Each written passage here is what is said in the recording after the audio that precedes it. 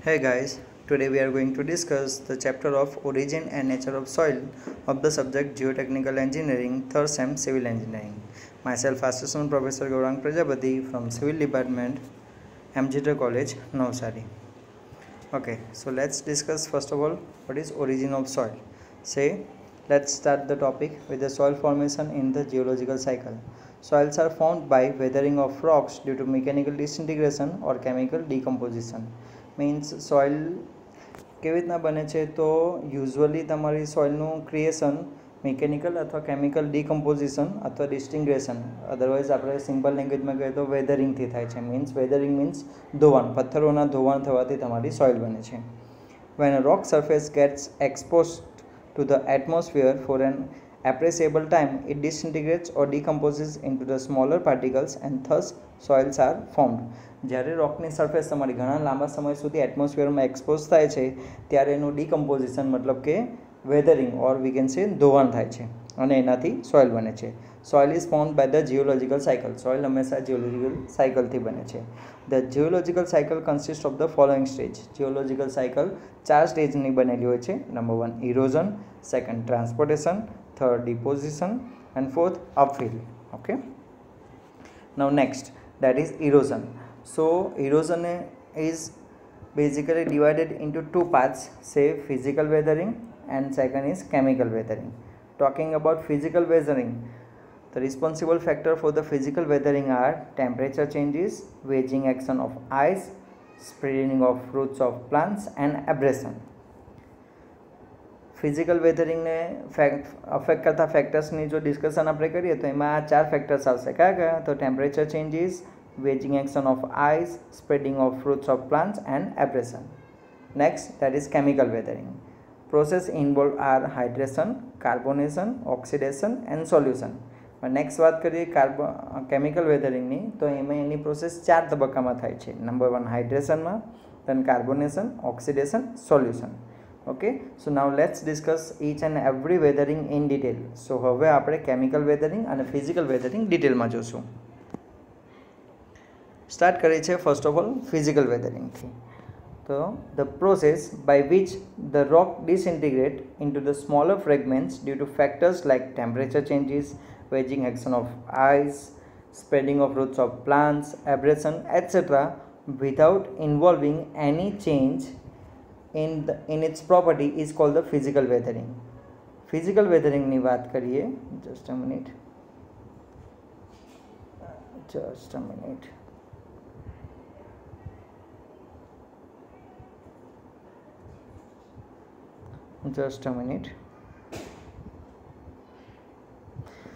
Okay, physical વેધરિંગની વાત કરીએ તો ફિઝિકલ વેધરિંગ મીન્સ વોટ કે જ્યારે તમારા પર્ટિક્યુલર કોઈ બી પથ્થરની પ્રોપર્ટીઝની વાત કરીએ તો એને પ્રોપર્ટીઝમાં ચેન્જ થયા વગર જો એનું ધોવાણ થાય તો એને કહેવામાં આવે physical weathering. Okay, talking about its responsible factors, just a minute.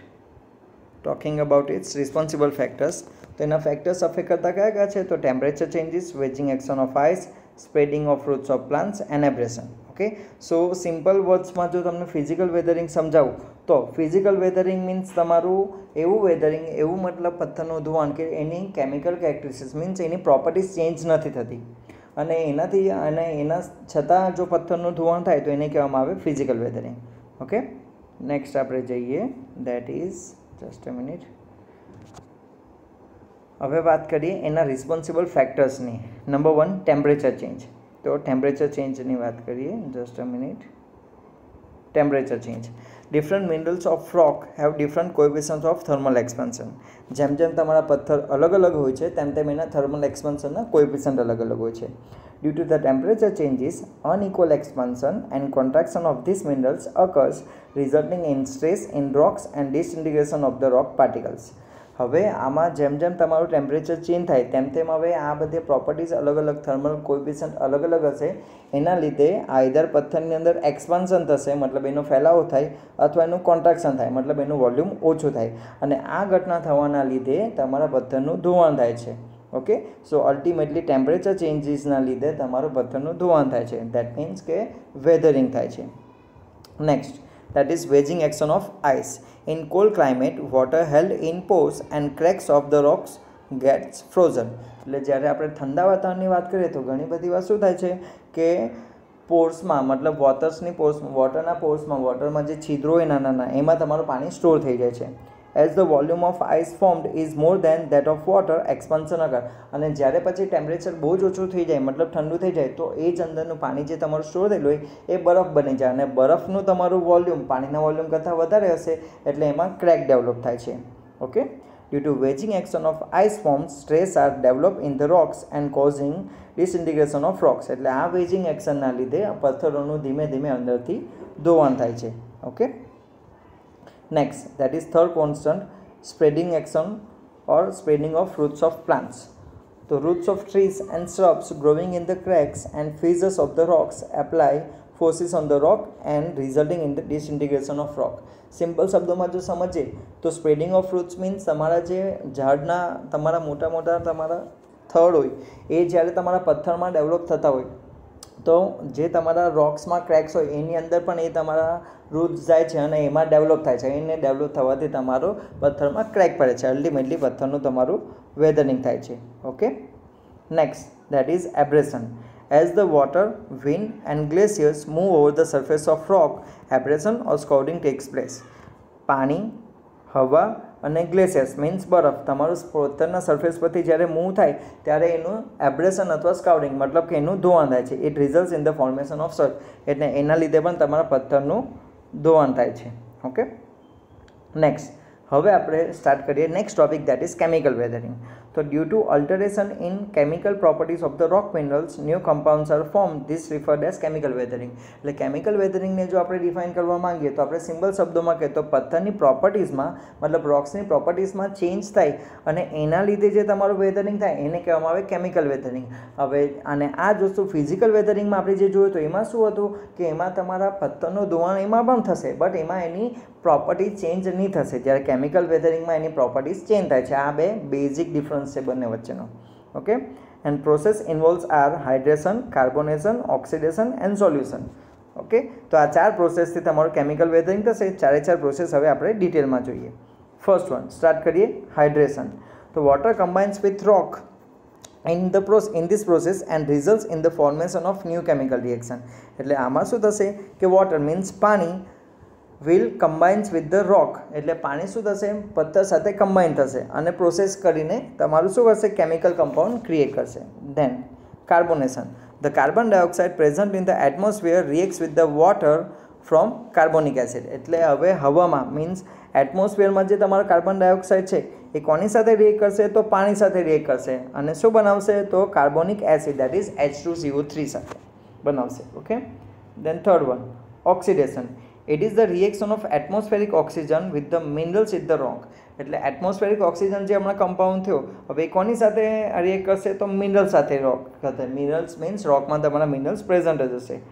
Oxidation causes decomposition of રોક. એટલે ઓક્સિડેશન હવે શું કરશે તો પથ્થરનું ડીકમ્પોઝિશન મતલબ કે ધોવાણ કરશે, ફેધરિંગ કરશે. Oxidation of rock is more or less similar to rusting of iron. એટલે ઓક્સિડેશન ઓફ રોકની વાત કરીએ તો આપણે રસ્ટિંગ ઓફ આયર્ન મતલબ જે તમારું લોખંડ ઘસાય અથવા કટાય એના જેવું જ હોય છે તમારું. Okay, last one solution. Some of the soluble rock minerals are washed out from the rocks by the rainfall or percolating subsurface water, thus resulting in decomposition of rock and formation of soils.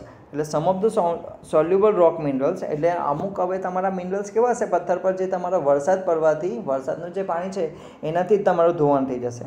Okay, અને એ શું કરશે તો એ પથ્થરનું ultimately decomposition કરશે મતલબ કે weathering કરશે અને એના લીધે તમારી સોઇલનું ફોર્મેશન બનશે એટલે કે સોઇલ ફોર્મ થશે. ઓકે, નાવ તો આપણે હવે આ બે પ્રોસેસ ડિટેલમાં જોઈ ફિઝિકલ વેધરિંગ અને chemical weathering. But at the same time હવે ટ્રાન્સપોર્ટેશન ઓફ સોઇલ કે સોઇલ ટ્રાન્સફર કેવી રીતના થશે જે તમારું ઇરોઝન થયું તેનું તો the agencies responsible for the transportation of soil particles are water, wind, glacier અને gravity. તો સોઇલનું ટ્રાન્સપોર્ટેશન કયા ફેક્ટર્સ કરશે તો આ ચાર ફેક્ટર્સથી થશે તમારું વોટરથી, વિન્ડથી, ગ્લેશિયર્સ મતલબ કે આઈસથી અને ગ્રેવિટીથી. ઓકે, તો ચાલો આપણે ડિટેલમાં જોઈએ એના વિશે બી. તો નાવ ટ્રાન્સપોર્ટેશન ઓફ સોઇલ, એમાં બી ફર્સ્ટ કેટેગરી વોટર ટ્રાન્સપોર્ટેડ સોઇલ, કે હવે એવી સોઇલની આપણે વાત કરીએ જે વોટરથી ટ્રાન્સપોર્ટ થશે. તમારી ફિગરમાં બી તમને મેં આપી જ છે, ફિગર જોઈ શકો છો કે તમારું હવે વોટર શું કરશે, સોઇલને ટ્રાન્સફર કરશે. તો સ્ટેટમેન્ટ જોઈએ, smooth running of water is capable of moving a considerable volume of soil. એટલે વોટર જે સ્મૂથલી તમારું મૂવ થયા કરશો છે એનામાં એટલી કેપેસિટી હશે કે તમારી ઇઝીલી સોઇલને ટ્રાન્સપોર્ટ કરશે. Then soil may be transported in the form of suspended particle or by rolling or sliding along the bottom of the stream. એટલે જ્યારે તમારું પાણી વહેતું હોય તો એના તળિયામાં બહુ ઇઝીલી તમારું જે તમારી સોઇલ હશે એ સેટલ ડાઉન થશે અને એના તળિયામાં તમારા પાણીની સાથે ટ્રાન્સપોર્ટ થયા કરશે. Particles transported by water range in the size from boulders to clay. હવે જે તમારી સોઇલ ટ્રાન્સફર થાય છે પાણી સાથે, તો એમાં જે સોઇલ ટ્રાન્સફર થાય છે એની કેટેગરી કઈ હશે, મતલબ એની સાઇઝ કઈ હશે, તો બાઉલર્સ ટુ ક્લે સુધીની તમારી સાઇઝ હશે. And last one, soils that are carried and deposited by the water are called the alluvial soil. એટલે હવે સોઇલ કે જે તમારી ડિપોઝિટેડ અથવા ટ્રાન્સપોર્ટેડ વોટરથી થશે, મતલબ વોટરથી તેનું ડિપોઝિશન મતલબ કે એક જગ્યાએ સ્થિર થશે અને એનું ટ્રાન્સપોર્ટેશન થશે, એવી સોઇલને કહેવામાં આવે એલ્યુવિયલ સોઇલ. ઓકે, તો આ હતી આપણી ફર્સ્ટ કેટેગરી વોટર ટ્રાન્સપોર્ટેડ સોઇલ. હવે વાત કરીએ સેકન્ડ કેટેગરીની, તો વિન્ડ ટ્રાન્સપોર્ટેડ સોઇલ. તો like water, wind can Erode, transport and deposit the fine grain soil. એટલે વોટરની જેમ જ હવા બી મતલબ વિન્ડ બી તમારું સોઇલને ઇઝીલી ઇરોડ મતલબ ઇરોઝન કરી શકે છે, ટ્રાન્સપોર્ટ મતલબ એક જગ્યાએથી બીજી જગ્યાએ મૂવમેન્ટ કરી શકે છે અને ડિપોઝિટ કરી શકે છે કે બીજી જગ્યાએ લઈ જઈને એને ત્યાં ડિપોઝિટ પણ કરી શકે છે. Soils that are carried and deposited by wind are called the aeolian soil. Okay, તો જે તમારું હવાથી મતલબ વિન્ડથી જે તમારી સોઇલ ટ્રાન્સફર થાય છે એને કહેવામાં આવે alien soil. Then large sand dunes are formed by winds. Sand dunes are common rather occurrence in the deserts area of the Africa, Asia and USA. ઘણા મોટા તમે સમુદ્રી નહીં હવાઈ તુફાન વિશે સાંભળ્યું હશે કે જે રણમાં તમારા આવતા હોય ડેઝર્ટમાં, તો યુઝ્યુઅલી સેન્ડ ડ્યુન્સ તમારા વિન્ડ ટ્રાન્સપોર્ટેડ સોઇલ જ તમારી હોય છે. ઓકે, અહીંયા ફિગરમાં બી જોઈ શકો છો કે સોઇલ તમારી વિન્ડથી ટ્રાન્સફર થાય છે. ઓકે, નેક્સ્ટ હવે હવે થર્ડ કેટેગરી પર, દેટ ઇઝ ગ્લેશિયર ડિપોઝિટેડ સોઇલ. મતલબ જે તમારું આઈસથી ડિપોઝિટ સોઇલ થાય છે એના વિશે કેટેગરી વાત કરીએ તો glaciers are deposited of ice form by the compaction of snow. તો ગ્લેશિયર્સ કેવી રીતના બને છે, તો પહેલાં તો સ્નોના કોમ્પેક્શનથી તમારું બને છે. As the glaciers grow and move they carry with them soils varying in the size from their fine grain to the huge boulders. As હવે તમારું પથ્થરનું જેમ જેમ ગ્રોઈંગ થશે, ગ્લેશિયર્સ તમારા મોટા થશે અને મૂવ થશે તો એની સાથે સાથે સોઇલ બી તમારી મૂવ થશે. Soil gets mix with the ice and are transported far away from their original position. એટલે સોઇલ તમારી આઈસ સાથે મિક્સ થઈને એના પોતાની ઓરિજિનલ પોઝિશનથી ઘણી દૂર સુધી ટ્રાન્સફર થઈ શકશે. Deposits directly made by the melting of glaciers are called till. એટલે અલ્ટિમેટલી આઈસના લીધે જે તમારી સોઇલ મૂવમેન્ટ થાય છે અથવા ડીકમ્પોઝ થાય છે અથવા કોઈ જગ્યાએ જેને તમારી પોઝિશન્સ થાય છે તો એને કહેવામાં આવે ટીલ. તો આ આપણે જોઈ થર્ડ કેટેગરી જે ગ્લેશિયર્સથી તમારી મૂવ થાય છે. અને last one that is gravity ડિપોઝિટેડ soil. કે ગ્રેવિટીના લીધે જે તમારી સોઇલનું મૂવમેન્ટ થાય છે એના વિશે ડિસ્કસ કરીએ તો soil transported and deposited by the gravity is called the colluvial soil. એટલે ગ્રેવિટીના લીધે જે સોઇલનું તમારું ટ્રાન્સપોર્ટેશન થશે અને ડિપોઝિશન થશે એને કહેવામાં આવે colluvial soil. Gravity can transport material for short distance. ગ્રેવિટીના લીધે તમારી સોઇલ બહુ દૂર સુધી ના લઈ શકે, જ્યાં સુધી તમારું ગ્રેવિટેશન મતલબ ધોળાવાળો એરિયા હોય ત્યાં સુધી તમારી સોઇલ ટ્રાન્સફર થશે, એટલે બહુ લાંબા ડિસ્ટન્સે મૂવ ના થાય. Gravity are termed as a talus. ગ્રેવિટીને ટાલુસ પણ તમે કહી શકો છો. And they include the material at the base of the cliff and landslide deposit. એટલે સિમ્પલ શબ્દોમાં જોઈને એક્ઝામ્પલ આપવું હોય તો આપણા ક્લિફના બેઝમાં જે તમારી સોઇલ થાય અથવા લેન્ડસ્લાઇડ થાય એને કહેવામાં આવે ગ્રેવિટેશન સોઇલ. જોઈ શકો છો કે ગ્રેવિટીના લીધે જે સોઇલ તમારી ટ્રાન્સફર થવાની એને કહેવામાં આવે કોલ્યુવિયલ સોઇલ. ઓકે, એના બીજા એક્ઝામ્પલ્સ પણ તમને અહીંયા આપ્યા છે, જોઈ શકો છો. ગ્રેવિટી ડિપોઝિટેડ સોઇલ્સ, અહીંયા ગ્રેવિટીના લીધે બધી સોઇલ તમારી નીચે થઈ છે, પથ્થરો તમારા ટ્રાન્સફર થયા છે. સિમિલરલી જોઈ શકો છો લેન્ડસ્લાઇડ બી તમે કહી શકો છો, સી ગ્રેવિટેશન ફોર્સના લીધે થયું છે. Okay, and lastly different types of soil. હવે સોઇલ ઘણા બધા ટાઈપ્સની હશે તો આપણે સોઇલ એના વિશે પણ જોઈએ. તો ફર્સ્ટ ઓફ ઓલ સ્ટાર્ટ કરીએ એલ્યુવિયલ સોઇલ. એલ્યુવિયલ સોઇલની વાત કરીએ તો they are deposited by running water and are found in the river banks and river beds. તો એલ્યુવિયલ સોઇલ એટલે કેવી સોઇલ કે જે તમારી રનિંગ વોટર मीन्स एनु डिपोजिशन केवी ना थाय तो वहेता पाणीथी थाय। Deposited water and are found in the river banks and river bed जे तमने यूजुअली नदीना कांठे तमने सॉइल जोवा मळे एने कहेवामां आवे alluvial soil. They are generally poorly graded and uniformly graded. ये जनरली पुअरली ग्रेडेड में आवे अथवा युनिफॉर्मली ग्रेडेड पण होई शके छे। Then that is olean soil. They are deposited by wind. આપણે ઓલરેડી વિન્ડ વાળામાં જોઈ જતું કે વિન્ડ ડિપોઝિટના લીધે એલિયન સોઇલ થાય. They are mainly coarse grain particles and poorly graded. Coarse grade particles હશે અને પોઅરલી ગ્રેડેડ હશે. They are found in the desert region. Usually desert રિજનમાં તમને જોવા મળશે. ઓકે, કેમ કે વિન્ડના લીધે એનું ફોર્મેશન થાય છે. Then next one that is lacustrine soil, મતલબ લેક સોઇલ. સોઇલ પાર્ટિકલ્સ નામ જ ઇન્ડિકેટ કરે છે લેક સોઇલ. તો જોઈ લો, soil particles carried by flowing water and deposited in the lakes. એટલે ફ્લોઈંગ વોટરથી તમારી ટ્રાન્સપોર્ટેશન તો થશે સોઇલનું, પણ એ ડિપોઝિટ ક્યાં થશે? તો લેકમાં થશે. એટલા માટે એને કહેવામાં આવે lake soil. These are highly compressible and high void ratio and shear strength is less. કે હાઈલી કોમ્પ્રેસિબલ તમારી હશે સોઇલ, વોઇડ રેશિયો પણ ઘણો હાઈ હશે અને શિયર સ્ટ્રેન્થ એની કમ્પેરેટિવલી ઓછી હશે. Next marine soil. તો soil particles carried out by flowing water and deposited in ocean and seas are known as marine soil. Previously આપણે જોયું લેક સોઇલ કે જે તમારું ટ્રાન્સફર થઈને સોઇલ ક્યાં તમારી ડિપોઝિટ થતી તો લેકમાં થતી હતી. સિમિલરલી આમાં તમારું ક્યાં ડિપોઝિટ થશે સોઇલનું? તો ઓશિયન અથવા સીઝમાં થશે, મતલબ સમુદ્રમાં થશે. તો એને કહેવામાં આવે marine soil. Its shear strength is better than the lake soil. આની શિયર સ્ટ્રેન્થ લેક સોઇલ કરતાં ઘણી સારી હશે અને વોઇડ રેશિયો બી હાઈ હશે.